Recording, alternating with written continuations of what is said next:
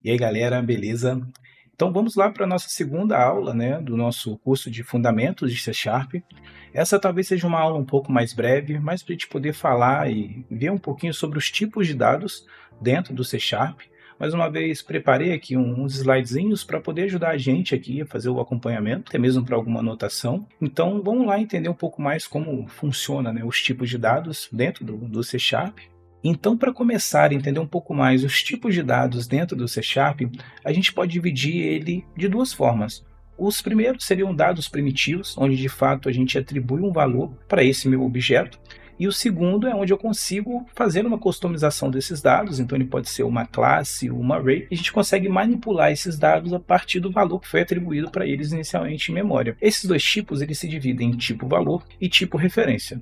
Então, começando pelo tipo valor, é quando a gente atribui um valor de forma fixa para uma variável. Então, a gente está falando de dados simples. Então, a gente pode estar falando de um inteiro, a gente pode estar falando de uma condição lógica para um booleano, a gente pode estar falando de um caractere, a gente pode estar falando também de pontos flutuantes, no caso de floats. Então, sempre que eu tenho uma variável, eu atribuo um valor de forma direta. Então, no caso, quando eu chamo uma referência de um próximo valor numa variável, por mais que eu atribua a referência de um para outra, alterando a segunda, não necessariamente eu altero a primeira. Enquanto os de tipo referência, eu apenas armazeno uma referência àquela variável. Então, uma string, ela tem ali uma referência de uma cadeia de caracteres. Uma array pode ser um conjunto a uma referência a um array de inteiros. Então, quando a gente fala de referência, são objetos quando eu atribuo um valor de forma inicial, não necessariamente eu digo que aquela minha variável tem aquele valor em todo o ciclo de vida de aplicação, porque uma vez que eu atribuo uma segunda referência àquele primeiro objeto, o que eu altero é o valor da memória dentro da minha aplicação, que a gente chama de memória heap.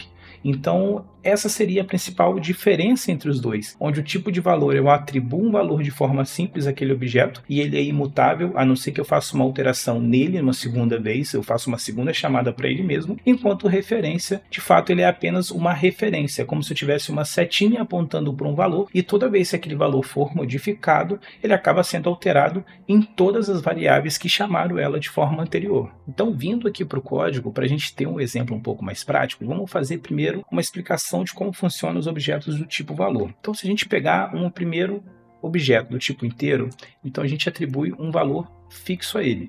Se eu criar um segundo objeto e fazer uma referência ao primeiro, o que é esperado é que ambas as minhas variáveis A e B vão ter o mesmo valor quando eu fizer a compilação da minha aplicação. Então vamos imprimir aqui o retorno só para a gente fazer a validação. O Copilot dá uma ajudinha aqui, até uma colinha no final aqui da saída esperada, mas vamos rodar de fato a aplicação para a gente entender o comportamento do tipo valor. Aqui a gente pode ver que uma vez que eu atribuo um valor para minha variável A e eu crio uma referência de B para A, eu tenho um valor igual às duas, o que já é de fato esperado. Mas se a gente vier aqui na segunda e atribuir um valor de forma explícita para a minha variável B, o que vai acontecer é eu alterar o valor apenas de B, porque o que foi feito na minha variável A é apontar um valor de forma fixa. Então, a não ser que eu chame A novamente e altere o valor dela, ela é imutável a partir de uma referência. Então, vamos ver aqui como ficaria uma vez que eu só atribuo um novo valor para B nesse caso. Então, como a gente pode ver, a alteração refletiu apenas a variável B, pois de fato ela tem uma atribuição de forma primitiva e direta. Então, o que é feito em uma não reflete na outra, a não ser que eu chame novamente a variável A e atribua um valor a ela.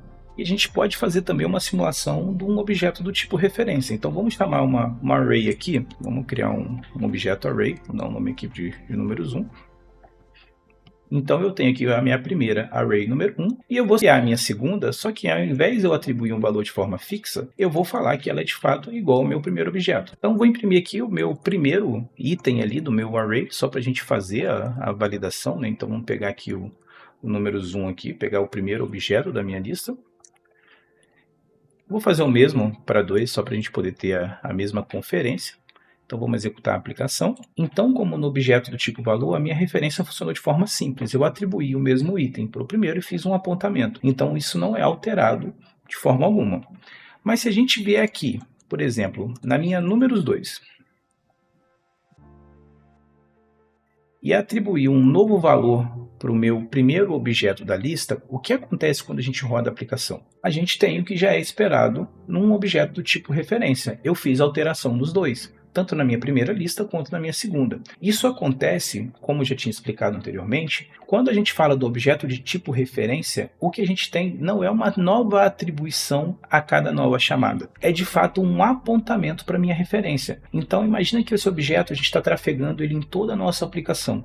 Toda vez que a gente fizer uma alteração, o que eu estou fazendo é indo lá na minha memória heap e alterando um valor naquela cadeia. Então eu faço uma alteração em todos os valores que foram chamados anteriormente. Isso dá para a gente, quando está desenvolvendo, uma facilidade em manipular objetos. Aqui o exemplo foi uma array de inteiros extremamente simples, mas quando a gente está falando de uma aplicação um pouco mais complexa, talvez a gente está lidando com um objeto, uma classe de fato com valores atribuídos, isso garante que uma vez que você, por exemplo, está garantindo um pedido dentro de um e-commerce, eu alterei a quantidade de itens daquele pedido, ele foi alterado desde o princípio. Então garante que eu não salve dois objetos dentro do meu banco de dados com valores diferentes, que não existe duplicidade quando estou fazendo um controle de valor. Então é muito interessante a gente saber quando a gente está atribuindo e trabalhando com os objetos de dois tipos e de fato ter um entendimento melhor de como a aplicação funciona e de como a gente pode de fato extrair o melhor da aplicação. E como eu falei, essa aula de fato é um pouco mais curta, só explicando um pouco mais dos tipos de dados, e a partir das próximas a gente vai mergulhar um pouco mais em cada tipo de dados. A gente está falando dos numéricos integrais,